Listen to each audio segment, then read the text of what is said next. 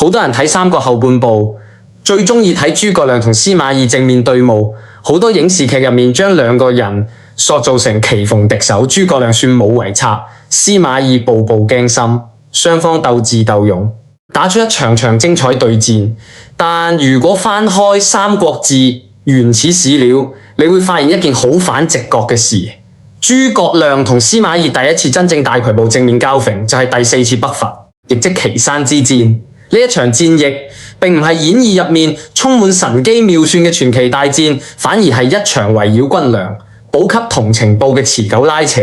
好多觀眾會問，點解第3次北伐諸葛亮輕鬆拿下武都、陰平兩郡，取得實質領土收益，轉眼間就要再度出兵？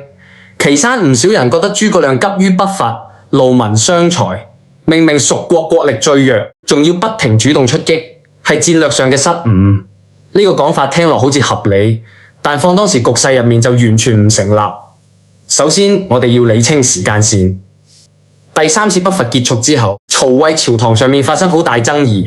魏明帝曹本嚟打算趁蜀官新升調治大官主動專攻漢中，但朝中大臣大多反對，原因好簡單，漢中地勢險，要山路奇明，大官遠征，搬輸成本極高，一旦陷入僵持，官糧好大機會斷供。最後曹伊採納保守策略，轉為重點布防雍涼地區，任命司馬懿正式都督共御諸軍，隨時可以調往西方戰線。個調動直接改變西北戰場格局。以往對付蜀軍嘅主張係曹真，曹真熟悉雍涼地形，作戰經驗豐富，對蜀軍進攻路線有清晰判斷。可惜公元2紀31年，曹真重病離世，曹魏頓時缺少可以獨當一面嘅主帥。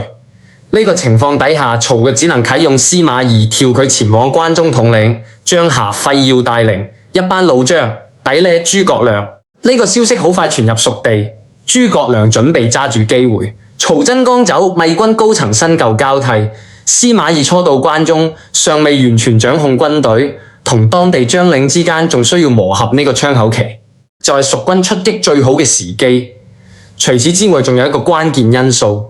蜀軍得到新嘅運糧工具木牛，好多人將木牛當成神乎其神嘅機械發明，甚至幻想係自動行走嘅機器。根據史書記載還原，木牛只係一種適合山區小路運輸嘅特製4輪運糧車，巴蜀多山，普通車輛難以通行。木牛可以適應蘆澤山道，一定程度嘅冚輕民夫運糧壓力。雖然唔可以解決根本嘅補給難題，但能夠延長蜀軍在前線作戰嘅時間，一切準備妥當。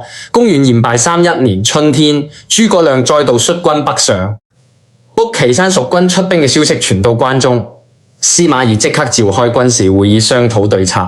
當時魏軍將領普遍主張分兵防守，一部分軍隊留守雍州，主力前往岐山支援。但司馬懿直接否定呢個方案。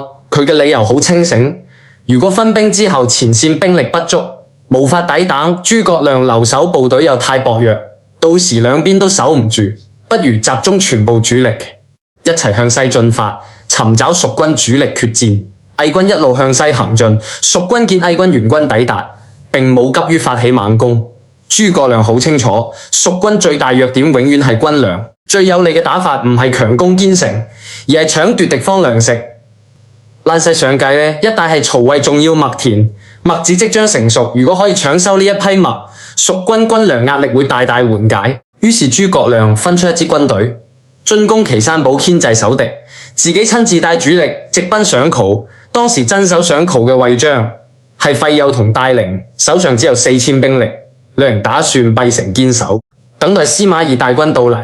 但諸葛亮唔打算強攻城池，直接指揮士兵收割城外成熟嘅小麥。呢一幕令司馬懿極為頭痛。佢帶住大軍趕到上洮附近嘅蜀軍正在搶麥，但唔敢隨便發起進攻。蜀軍佔據有利地形，士氣旺盛，如果強行突擊，魏軍損失會相當慘重。司馬懿選擇問慎行事，咪山減營，同蜀軍嬲受對峙，堅守不出，拒絕同諸葛亮展開決戰。呢種堅守戰術令魏軍麾下將領極都不滿，大軍遠道簡呢，見敵人就在眼前，主帥卻只係典型備戰，軍中士氣開始動搖呢。張佢多次勸勉司馬懿主動出擊牽制蜀軍，唔好任由諸葛亮自在收割麥糧。但司馬懿一直壓住所有出戰職求，繼續維持對峙局面。諸葛亮驚司馬懿唔肯出戰，唔想長時間滯留上機。蜀軍搶收麥糧之後，主動率軍向東撤退，試圖引誘魏軍追擊，尋找合適戰場。進行野戰司馬懿嘅蜀軍移動，終於帶兵跟隨，一路尾隨，但始終保持距離，只遠遠跟蹤，唔發起衝強。呢種跟而不戰嘅打法，令魏軍將士愈發反感，將領們紛紛質疑司馬懿為敵，討怕諸葛亮，壓力越積越大。司馬懿最終頂唔住，全軍呼聲，只能同意出戰。佢下令兵分兩路，派將何大一支軍隊伏擊蜀軍後方，自己率主力正面進攻蜀軍大營。呢一場正面交上就係咸城之戰，戰果令魏軍大失所望。諸葛亮早有準備，指揮魏延、高翔、吳班等人分頭迎擊，大破魏軍。史書記載，此戰魏軍損失甲首3000，大量兵器冧賣甲被蜀軍俘獲。司馬懿只能收笠敗兵，退回營地，繼續堅守，徹底放棄主動出擊嘅念頭。戰局進入僵持階段，蜀軍雖然在野戰擊敗魏軍，但始終無法徹底擊潰司馬懿主力。司馬懿縮在營內唔出，蜀軍難以強攻突破，而影響戰局最關鍵嘅變數慢慢浮現，蜀軍糧草供應開始出現問題。負責後方運糧嘅官員係李嚴，好多人以為李嚴只係單純運糧不及時，先至導致北伐退兵，但真實情況更加複雜。當時進入雨季，巴蜀山道雨水連灣，道路泥濘不堪，運輸隊伍根本無法按時將糧食送往前線。李嚴派人向諸葛亮傳達消息，講明軍糧無法持續供應，請諸葛亮下令撤軍。諸葛亮收到消息之後，繼續停留前線，會限制端糧壞機。無奈之下，只能安排全軍撤退。司馬懿見蜀軍開始退兵，馬上命令張可領兵追擊。張可當時極力反對追擊，佢清楚諸葛亮用兵精神撤退，一定之下伏兵追擊風險極大。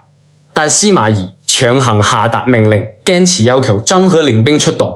張可冇辦法，只能帶兵追趕蜀軍。果不其然，蜀軍在木門道兩邊高地埋伏弓箭手，等到魏軍進入武格山谷，萬箭齊發，張學被飛箭射中膝蓋，重傷離世。一代名將就咁喺追擊戰之中陣亡。蜀軍安然撤回漢中，第4次北伐正式結束。返到蜀地之後，諸葛亮先查清楚整件事來龍去脈。雨水影響道路係事實，但李嚴另外引份信息，仲喺君主劉駕面前講大話，推卸自身責任。諸葛亮收集所有證據，聯合朝中官員彈劾李嚴，最後李嚴被罷免官職，流放梓潼。講到呢度，好多人會開始討論第4次北伐究竟算邊一方受利？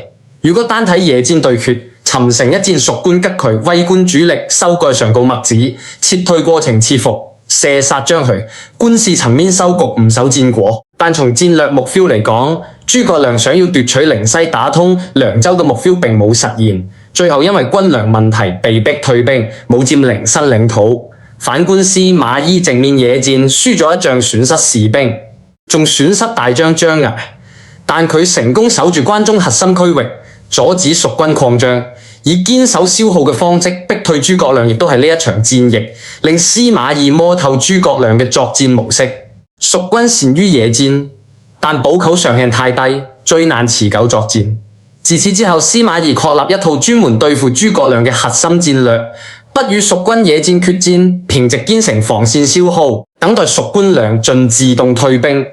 呢一套打法後續會直接用到第5次北伐，也就是五丈原對峙。好多評論話，如果呢次李嚴可以及時運糧，諸葛亮有機會拿下連西。呢個假設其實要打上好大問號。就算軍糧暫時充足，蜀軍人口資源遠遠不及。曹魏、司馬懿手握主力堅守不戰，蜀軍搶時間滯留連西，遲早會面臨補給壓力。運糧困難唔單單只係李嚴個人問題，係蜀國國力同地理環境帶來嘅長期死結。同時，我哋都可以睇到呢一場對決打破影視劇塑造嘅刻板印象。諸葛亮並唔可以輕易宣死司馬懿，司馬懿亦唔係次次都輸。兩個人之間唔係充滿奇謀妙計嘅攻防，更多係內力資源同情報嘅拉縱。司馬懿唔係打唔贏嘅，而係選擇最穩妥嘅打法，唔願意同諸葛亮進行高風險決戰。仲有一個細節值得留意，張郃之死對曹魏西北防線影響深遠。張郃久歷戰陣，熟悉臨西地形，深得雍涼軍心。佢離世之後，雍涼舊將勢力受到削弱，司馬懿可以更加順利整合關中軍隊，慢慢建立屬於自己嘅軍事威望，為日後司馬家掌控曹魏兵權埋下伏線。蜀軍翻漢中之後，諸葛亮並冇休息，佢清楚第四次北伐嘅短暫優勢無法扭轉國力差距，想要實現北伐大業，必須解決長遠嘅運糧難題。只有幾年時間，諸葛亮大力整頓蜀國內政，推廣農耕，研發新嘅運輸工具，訓練士兵，為最後一次北伐默默積蓄力量。魏國方面，曹舉見蜀軍退兵，暫時放鬆西方戰線壓力，但司馬懿上書提醒君主，蜀軍唔會長久休戰，幾年之內一定會再度出兵，需要持續加強漢中方向嘅防禦準備。雙方都知道呢一輪拉扯並唔係終局，場規模更大、影響更加深遠嘅大戰已經唔遠。好多觀眾睇到呢度會感慨，諸葛亮每一次北伐，明明戰場上面有機會取得優勢，最後總係因為後勤問題被迫收兵。歷史就係咁現實，一場戰爭嘅勝負，從來唔只看前線士兵嘅戰鬥力、國力、運輸、天氣、後方官員協調，任何一個環節出問題，都會令前線所有努力付諸流水。第四次北伐落幕，蜀魏雙方暫時進入數年休戰期。諸葛亮抓住呢段平靜時光，傾盡全力整合蜀國所有資源，準備進行人生最後一次北伐。下一集我哋就一齊講諸葛亮第五次北伐，五丈原長久對峙同埋那段萬世傳奇嘅故事。